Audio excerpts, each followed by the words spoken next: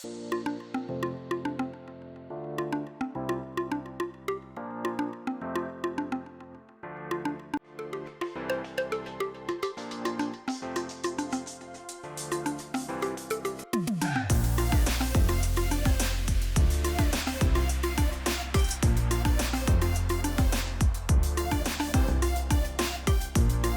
friends, YouTube Samayal Tamil channel ku unga ellathiyum varavekkren. இன்னைக்கு நம்ம வெண்டைக்காய் புளி குழம்பு எப்படி செய்யறதுன்னு பார்க்கலாம் வாங்க.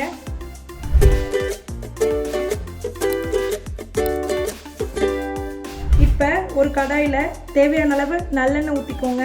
புளி குழம்பு, கார குழம்பு இதெல்லாம் செய்யறதுக்கு நல்லெண்ணெய் ஊத்தி செஞ்சீங்கன்னா டேஸ்ட் நல்லா தூக்கி கொடுக்கும். எண்ணெய் காஞ்சிருச்சு. இப்போ நம்ம ஃபர்ஸ்ட் வெண்டைக்காய் வணக்கி எடுத்துடலாம்.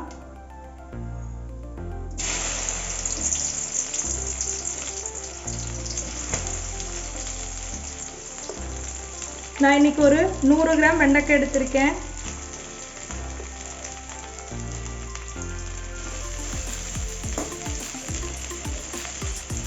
வெண்டைக்காவை வணக்கி எடுத்தா குழம்புல வந்து போடுறப்ப வளவளப்பா இருக்காது. அதனால தான் நம்ம ஃபர்ஸ்ட் இதை வணக்கி எடுத்துடுறோம்.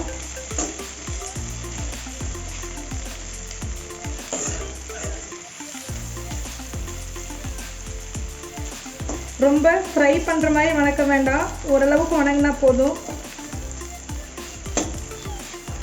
நம்ம சேனலில் நிறைய பேர் சப்ஸ்கிரைப் பண்ணாமல் பார்த்துட்ருக்கீங்க. சப்ஸ்கிரைப் பண்ணிவிட்டு பக்கத்தில் இருக்கிற பெல் பட்டனை கிளிக் பண்ணிக்கோங்க.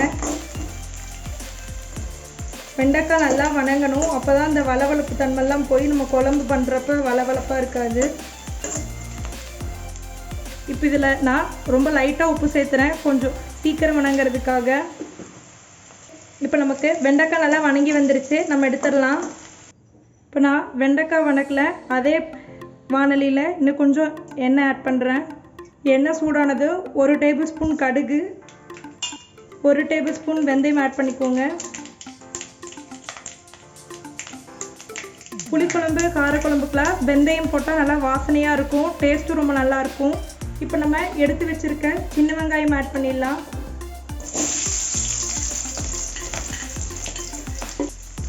ஒரு 10 to 15 சின்ன வெங்காயம் இப்படி கட் பண்ணி எடுத்திருக்கேன்.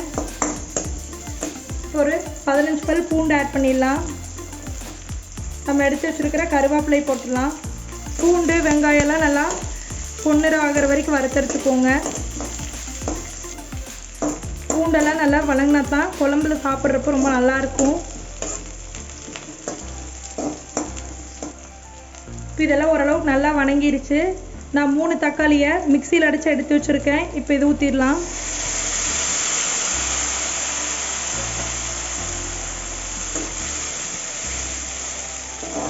நம்ம தக்காளியை அப்படியே கட் பண்ணியும் சேர்த்துலாம். இப்படி நம்ம மிக்சியில் அடித்து ஊற்றுறப்ப குழம்புக்கு நல்லா திக்னஸ் கொடுக்கும். இப்போ 1 டேபிள் ஸ்பூன் சாம்பார் தூள், 1 டேபிள் ஸ்பூன் மல்லித்தூள், 1 டேபிள் ஸ்பூன் மிளகாய் தூள் ஆட் பண்ணிடலாம். கொஞ்சமாக மஞ்சத்தூள் ஆட் பண்ணலாம். ஆட் பண்ணிட்டு நல்லா கலந்து விட்டுக்கோங்க. இதெல்லாம் கொஞ்சம் நல்லா வணங்கி வரட்டும். ஒரு 2 நிமிஷம் வரைக்கும் இது நல்லா வேகட்டும். நான் இன்னைக்கு அரை எலுமிச்சம்பழம் அளவுக்கு புளி ஊற வச்சு புளி கரைச்சி எடுத்திருக்கேன். இப்போ புளி தண்ணி ஊற்றிடலாம். நம்ம இதை நல்லா மிக்ஸ் பண்ணி விட்டுட்டு இப்போ உப்பு பார்த்துடலாம். உப்பு கொஞ்சம் வேணும்னா போட்டுக்கோங்க. நம்ம ஒரு 5 மினிட்ஸ் இதை மூடி வச்சிடலாம். ஒரு 5 நிமிஷம் ஆயிடுச்சு. குழம்பு நல்லா கொதிச்சு வந்துட்டுருக்கு பாருங்கள்.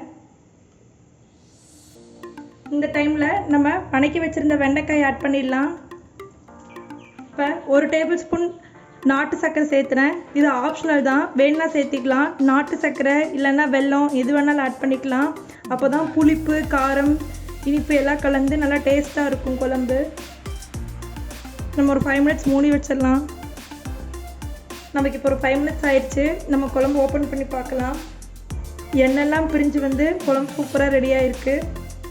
நம்மளோட வெண்டைக்காய் குழம்பு சூப்பராக ரெடியாகி வந்திருக்கு பாருங்கள். நம்மளோட சூடான வெண்டைக்காய் புளி குழம்பு ரெடி ஆயிடுச்சுங்க.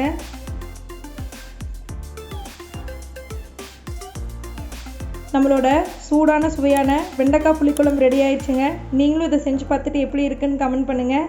மறக்காமல் யூடியூப் சமையல் தமிழ் சேனலை லைக் பண்ணுங்கள், ஷேர் பண்ணுங்கள், சப்ஸ்கிரைப் பண்ணுங்கள். அனைவருக்கும் நன்றி.